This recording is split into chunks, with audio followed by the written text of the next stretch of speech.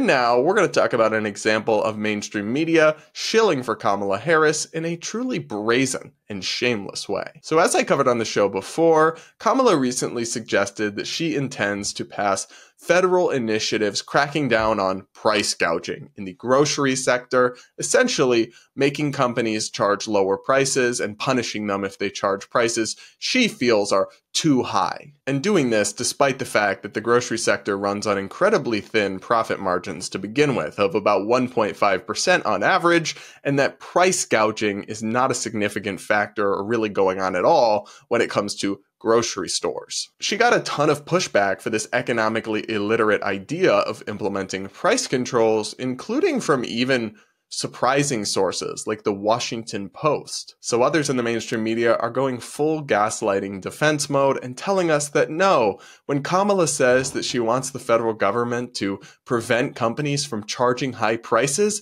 that's not price controls. Here's the headline from Axios. Don't call it price controls. How price gouging bans really work. The reporter writes, one of Kamala Harris's most controversial policy proposals is a ban on grocery price gouging. Critics are conflating the idea with Soviet-style price controls and calling the plan communism. Are they conflating it with price controls? Or is she literally saying that her goal is to control the prices? The reporter continues, why it matters. If banning price gouging is communist, then the US went Marxist long ago. Most of us live in states that already have bans in place. This bit right here is kind of misleading, but we'll get into it more in a second. Axios says, the state of play. Harris hasn't provided much detail. So she hasn't provided detail, but you're certain she's not doing price controls. Make that one make sense for me, bud. That's led to wild speculation about what the plan could mean, including opinion pieces expressing fears that retailers won't be able to, say, set the price of a gallon of milk, and that it would lead to widespread shortages, black markets, and hoarding. Yeah, because that's what price controls typically do lead to. So are those widespread fears, or are those reasonable concerns? Now, the gist of the argument of this news item in Axios, which really reads as an opinion column and should be labeled as such, but isn't, because that's how mainstream media works now, is that because we have so-called price gouging laws in many states, that price controls are fine and not really price controls because we already do them or something. Zoom in. 38 states, including the most populous ones like Texas, California, and New York, prohibit companies from jacking up prices during emergencies. Think bans on selling $10 bottles of water after a major hurricane. How it works. The laws are triggered by an event, typically a natural disaster like a hurricane, pandemic, or even a strike, at a time when the governor or the federal government has declared an emergency. Once triggered, some laws explicitly prohibit price hikes above a certain threshold, anywhere from 10 to 25%. Others are more subjective, banning egregious or unconscionable price increases. Oh, so it's almost like they're trying to control prices, aka they are price controls. So this Axios author's argument is that we shouldn't call Kamala Harris's proposal for price controls because we already have price control laws in narrow settings in some states. Huh?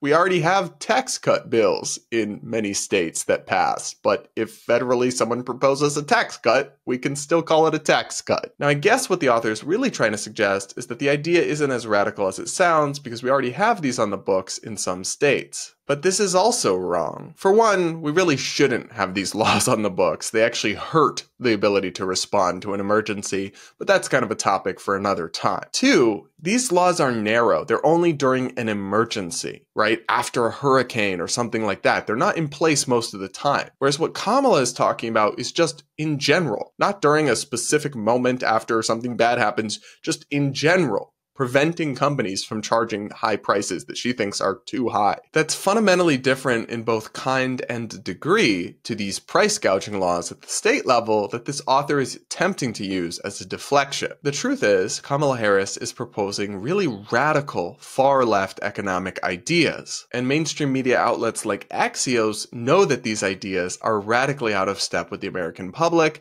and know that they would not work out well. But they're totally in the tank for Kamala, so they're trying to shamelessly gaslight us into thinking that Kamala's actually not proposing what she says she's proposing. I'm more inclined to take Kamala Harris at her word when she says her plan is to control prices than to believe the media outlets telling me that all she really wants to do is control prices, but her plans are totally not price controls. The community notes feature on X really ate up Axios when they posted this shameless bit of gaslighting. They pointed out that the very same author called it price controls when the UK proposed voluntary caps on grocery store profits. So if you call it price controls when there's something voluntary, which technically wouldn't even be a price control, right? Because a price control is not voluntary.